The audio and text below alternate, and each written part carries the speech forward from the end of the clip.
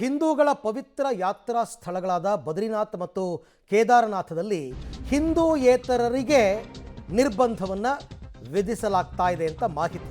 ಹಿಂದೂಯೇತರರಿಗೆ ಪ್ರವೇಶವಿಲ್ಲ. ಉತ್ತರಾಖಂಡದ ಗಂಗೋತ್ರಿ ಧಾಮಕ್ಕೆ ಪ್ರವೇಶ ನಿರ್ಬಂಧಿಸುವಂತೆ ಶಿಫಾರಸು ಯಾರಿಂದ? ಗಂಗೋತ್ರಿ ದೇವಸ್ಥಾನ ಸಮಿತಿಯಿಂದ ಶಿಫಾರಸು ಮಾಡಲಾಗಿದೆ. ಗಂಗಾ ಮಾತೆಯ ಚಳಿಗಾಲದ ವಾಸಸ್ಥಾನ ಮುಗ್ಗಾಗೂ ಕೂಡ ಇದೇ ರೀತಿ. ಶೀಘ್ರದಲ್ಲೇ ಈ ನಿರ್ಣಯ ಅನುಷ್ಠಾನಕ್ಕೆ ಬರ್ತಕ್ಕಂಥ ಸಾಧ್ಯತೆ ಇದೆ.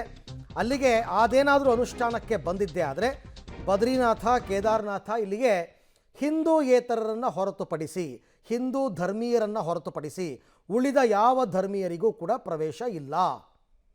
ಈ ರೀತಿ ಈಗ ಶಿಫಾರಸನ್ನು ಮಾಡಲಾಗಿದೆ. ನಿರ್ಣಯವನ್ನು ಕೈಗೊಳ್ಳಬೇಕಾಗತ್ತೆ. ಆ ನಿರ್ಣಯ ಕೈಗೊಂಡ್ರೆ ಮುಂದಿನ ಪರಿಣಾಮಗಳೇನಾಗುತ್ತೆ ಎಲ್ಲವನ್ನೂ ಕೂಡ ಚರ್ಚೆ ಮಾಡಬೇಕಾಗುತ್ತೆ. ಆದರೆ ಅವರು ಶಿಫಾರಸನ್ನು ಮಾಡಿದ್ದಾರೆ. ಬದ್ರಿನಾಥ್ ಮತ್ತು ಕೇದಾರನಾಥ ದೇಗುಲಗಳಲ್ಲಿ ಹಿಂದೂಯೇತರರಿಗೆ ನಿರ್ಬಂಧ ವಿಧಿಸುವ ವಿಚಾರ. ಈ ಬಗ್ಗೆ ಮತ್ತಷ್ಟು ಮಾಹಿತಿ ನನ್ನ ಕೊಲೀಗ್ ಶಬೀರ್ ಅವರಿಂದ ಪಡೆಯೋಣ. ಶಬೀರ್, ಈಗ ಶಿಫಾರಸು ಮಾಡಿರೋರು ಯಾರು? ತೀರ್ಮಾನ ಕೈಗೊಳ್ಳಬೇಕಾದವರು ಯಾರು? ಒಂದು ವೇಳೆ ನಿರ್ಬಂಧ ವಿಧಿಸಿದರೆ ಮುಂದಿನ ಪರಿಣಾಮಗಳೇನು?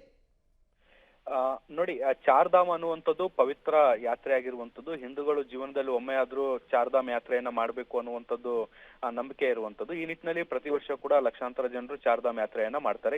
ಈ ಒಂದು ಯಾತ್ರೆ ಮಾಡ್ಬೇಕಾದಂತ ಸಂದರ್ಭದಲ್ಲಿ ಈವರೆಗೂ ಕೂಡ ಯಾರು ಬೇಕಾದ್ರೂ ಚಾರ್ಧಾಮ್ ಯಾತ್ರೆಯನ್ನ ಮಾಡ್ಬೋದಾಗಿತ್ತು.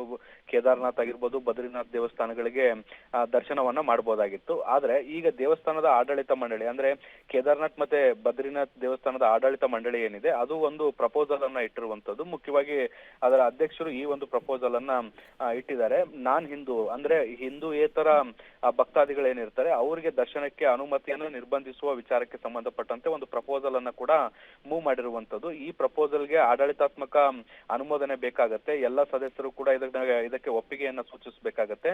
ಸೊ ಈ ಒಂದು ಒಪ್ಪಿಗೆ ಸೂಚಿಸಿದಲ್ಲಿ ಹಿಂದೂಯೇತರ ಭಕ್ತರು ಅಥವಾ ಚಾರ್ಧಾಮನ್ನ ವೀಕ್ಷಿಸಬೇಕು ಅಂತ ಬರ್ತಾರೆ, ಅವರಿಗೆ ಅವಕಾಶವನ್ನ ನಿರ್ಬಂಧಿಸುವಂತ ಸಾಧ್ಯತೆಗಳು ಕೂಡ ಇದಾವೆ. ಶೀಘ್ರದಲ್ಲೇ ಇದಕ್ಕೆ ಸಂಬಂಧಪಟ್ಟಂತೆ ಸಮಿತಿಯಲ್ಲಿ ನಿರ್ಧಾರವನ್ನ ಕೂಡ ತೆಗೆದುಕೊಳ್ಳುವಂತ ಸಾಧ್ಯತೆಗಳಿದೆ ಅಂತ ಮೂಲಗಳು ಹೇಳ್ತಾ ಇದಾವೆ. ಈ ರೀತಿಯಾದಂತ ನಿರ್ಧಾರ ತೆಗೆದುಕೊಳ್ಳೋದ್ರಿಂದ ಆಗಬಹುದಾದಂತ ಪರಿಣಾಮಗಳೇನು ಅನ್ನೋದ್ರ ಬಗ್ಗೆ ಕೂಡ ಈಗ ಸದ್ಯಕ್ಕೆ ಚರ್ಚೆಗಳು ಕೂಡ ನಡೀತಾ ಇರುವಂತದ್ದು. ಹೀಗಾಗಿ ಈ ಒಂದು ಏನ್ ಪ್ರಪೋಸಲ್ ಏನಿದೆ ಇದು ಪಾಸ್ ಆಗುತ್ತಾ ಇಲ್ವಾ ಅನ್ನುವಂಥದ್ರ ಬಗ್ಗೆ ಕೂಡ ಒಂದಷ್ಟು ಕುತೂಹಲಗಳಿರುವಂತದ್ದು. ಆದ್ರೆ ಈ ರೀತಿಯಾದಂತ ಒಂದು ನಿರ್ಧಾರವನ್ನ ಮಾಡಬೇಕು ಅನ್ನುವಂತ ನಿಟ್ಟಿನಲ್ಲಿ ಕೇದಾರ್ನಾಥ್ ಬದ್ರಿನಾಥ ದೇವಸ್ಥಾನದ ಆಡಳಿತ ಮಂಡಳಿಯ ಅಧ್ಯಕ್ಷರು ಈಗ ಒಂದು ಪ್ರಪೋಸಲ್ ಅನ್ನ ಕೂಡ ಮೂವ್ ಮಾಡಿದ್ದಾರೆ. Okay, thank you. ತಮ್ಮೆಲ್ಲ ಮಾಹಿತಿಗೆ ಧನ್ಯವಾದ ಶಬೀರ್. ನೋಡೋಣ ಮುಂದೆ ಏನು ತೀರ್ಮಾನ ತಗೋತಾರೆ ಅಂತ.